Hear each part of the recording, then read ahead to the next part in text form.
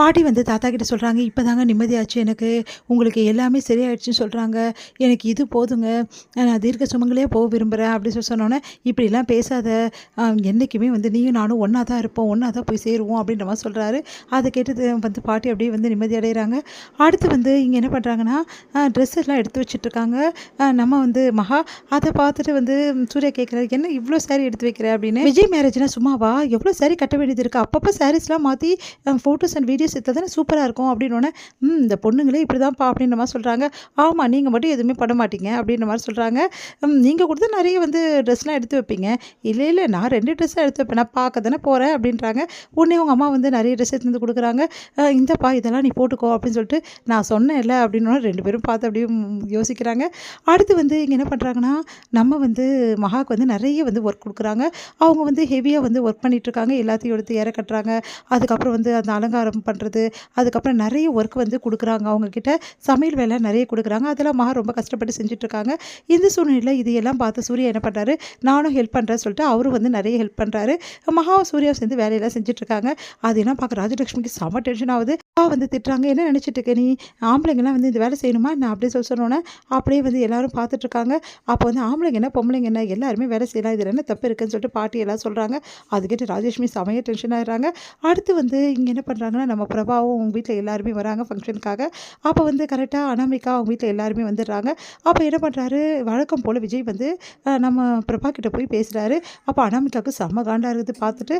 அடுத்து வந்து சொல்கிறாரு, பிரபாவை பார்த்து சொல்கிறாரு, இந்த மாதிரி வந்து எனக்கு மாப்பிள்ளை தோழனா வந்து ப்ரோ தான் இருக்க போகிறா அப்படின்னு சொன்னோன்னே எல்லாரும் அதிர்ச்சி அடைகிறாங்க. என்னப்பா சொல்கிற, பொண்ணு எப்படி இருப்பாங்க அப்படின்னோடனே, அதெல்லாம் தெரியாது, என் ப்ரோ வந்து பொண்ணே கிடையாது அப்படின்னோடனே மனசு வருத்தப்படுறாங்க கோடீஸ்வரி. அப்போ வந்து நான் ஏன் அப்படி சொல்கிறேன்னா, ப்ரோ வந்து எனக்கு வந்து எப்போவுமே வந்து ஒரு ஜென்ஸ் மாதிரி வந்து அவ்வளோ பாதுகாப்பாக கொடுத்துருக்கா. எனக்கு ஒன்றுனா துடிச்சு போவா. அது மட்டும் கிடையாது, என்னோடய ப்ரோ அப்படி வந்து எனக்கு அவ்வளோ நல்லா பார்த்துட்டு இருந்திருக்காங்க இப்போ வரைக்கும். என் ப்ரோ மாதிரி யாருமே கிடையாது அப்படின்னு சொல்லிட்டு அப்படியே வந்து பிரபாவை பற்றி பொழுதுகிட்டே போகிறாரு. இதெல்லாம் கேட்டு வந்து வந்து அனாமிகா செம்ம டென்ஷன் ஆகிடுறாங்க. அவங்க அம்மா அப்பாவும் செம்ம டென்ஷன் ஆகிடுறாங்க. அதனால் என் ப்ரோ கிரேட்டு அப்படின்னு சொல்கிறாங்க. ஆமாம், எங்கள் வீட்லேயும் வந்து நாங்கள் 2 பேருமே பொம்பளை பசங்க. அதனால் வந்து எங்களுக்கு ஆண் துணை இல்லாததை வந்து நாங்கள் உணர்ந்ததே கிடையாது. ஏன்னா வந்து எங்கள் 2 பேருக்கு பாதுகாப்பாக வந்து எப்போவுமே பிரபா இருப்பா. அதனால் நாங்கள் சந்தோஷமாக இருந்தோம், எங்களுக்கும் வந்து பாதுகாப்போடு நிம்மதியாக இருந்தோம் அப்படின்னு சொல்லிட்டு இருக்காங்க. மகாவும் வந்து ஐஸ்வர்யாவும் இதெல்லாம் கேட்டு வந்து சந்தோஷப்படுறாங்க. அப்படியே பிரபா அடுத்து வந்து பிரபா பற்றி பொழுது வந்து எல்லாரும் பேசுறதை பார்த்துட்டு அனாமிகா வந்து செமையாக டென்ஷன் ஆகிறாங்க. பார்த்தியா, உன்னை பற்றி தான் இந்த வீட்டில் எல்லாரும் புகழணும், இவளை பற்றி பொழுதுட்ருக்காங்க, எல்லாம் அந்த விஜயை சொல்லணும், பார்த்துக்கிறம்மா, கல்யாணத்துக்கு அப்புறம் இவங்க 2 பேரோட ஃப்ரெண்ட்ஷிப்பை கட் பண்ணுறது என்ன முதல் வேலை அப்படின்னு சொல்லிட்டு அனாமிகா சொல்லிட்டு இருக்காங்க. அடுத்து வந்து இங்கே என்ன பண்ணுறாங்க, மகா சூர்யா எல்லாரும் சேர்ந்து எல்லா வேலையும் செஞ்சுட்டே இருக்காங்க. அடுத்து வந்து ஒன்று ஒன்றா வந்து பார்த்து செஞ்சுட்டே இருக்காங்க.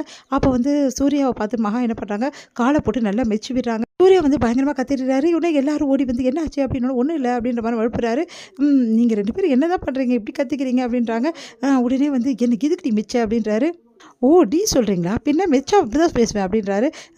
எதுக்கு மெச்சனா, நீங்கள் வந்து உங்கள் அம்மா சொன்னாங்கல்ல வேலை செய்யக்கூடாதுன்னு சொல்லிட்டு, அதனால் வேலை செய்யாமல் சும்மா உட்காந்துருக்கீங்களா, அதெல்லாம் வேலை செய்யணும், அதுக்காக தான் மெச்சா அப்படின்னோடனே, நான் அதான் வேலை செஞ்சுட்ருக்கேன், இதுதான் ஒரு வேலையா, எவ்வளோ வேலை இருக்குது தெரியுமா, அதெல்லாம் நீங்கள் செய்யவே செய்யலை, உங்கள் அம்மா சொன்னதுலேருந்து ரொம்ப ஓவராக தான் போயிட்டுருக்கீங்க அப்படின்றாங்க. நான் ஒன்றும் ஓவராக போகல, ஓவராக பண்ணாத அப்படின்றாரு. அடுத்து 2 பேருமே வந்து அப்படியே பேசிகிட்டே வந்து வேலை செஞ்சுட்ருக்காங்க. இவங்க 2 பேரும் பார்க்கும்போது எவ்வளோ சந்தோஷமாக இருக்குது தெரியுமா எனக்கு. இதே மாதிரி இவங்க 2 பேரும் சந்தோஷமாக எப்பவுமே இருக்கணும் அப்படின்னு சொல்லிட்டு பாட்டியும் தாத்தா வந்து பேசிக்கிறாங்க. விஜய் வந்து பிரபாக்கு வந்து ஒரு ரூம் கொடுக்குறாரு. இந்த ரூமில் வந்து ஒரு ட்ரெஸ்லாம் வச்சுக்கோ ப்ரோ, இந்த ரூம் உனக்கு தான் அப்படின்னு நம்ம சொல்லிட்டு இருக்காரு. அந்த டைமில் கரெக்டாக அனாமிகா அங்கே வராங்க. இவங்க 2 பேர் பார்த்து டென்ஷன் ஆகிறாங்க. ரொம்ப முக்கியம் இவளை கவனிக்கிறது அப்படின்னு சொல்லிட்டு, உங்ககிட்ட நான் தனியாக பேசணும், கல்யாணத்துக்கு முன்னாடி என்ன தனியாக பேச வேண்டியது, அப்புறம் பேசிக்கலாம் போ அனாமிகா அப்படின்றாரு விஜய். இல்லை இல்லை, நான் இப்போவே பேசி ஆகணும் உங்ககிட்ட அப்படின்னு சொல்கிறாங்க. அம்மா ப்ரோ தானே இருக்காங்க, பேசு அப்படின்னோடனே, அதெல்லாம் தெரியாது, தனியாக பேசணும், சே இந்த வீட்டில் வந்து தனியாக பேசக்கூட விட மாட்டேங்கிறாங்க அப்படின்னு மாதிரி மோசமாக பேசுகிறாங்க. உடனே வந்து பிரபா வந்து இல்லை நான் வெளியே போகிறேன் அப்படின்னு சொல்லிட்டு பிரபா மனசு கஷ்டத்தோடு அங்கேருந்து வெளியே போகிறாங்க. என்னம்மா வெளியே நிற்கிறேன் அப்படின்னு சொல்லிட்டு காயத்ரி உள்ளே போக பார்க்குறாங்க. பார்த்தா அனாமிகா வந்து அப்படியே ஹக் பண்ணுறாங்க விஜயை. இதை பார்க்குற வந்து பிரபா மனசு கஷ்டப்படுறாங்க. அவங்களோட மனசில் வந்து அப்படியே வந்து இடி தாங்குற மாதிரி இருக்குது. அப்படியே பார்த்து மனசு அப்படியே கஷ்டப்பட்டு அப்படியே நிற்கிறாங்க. இது முடியுது.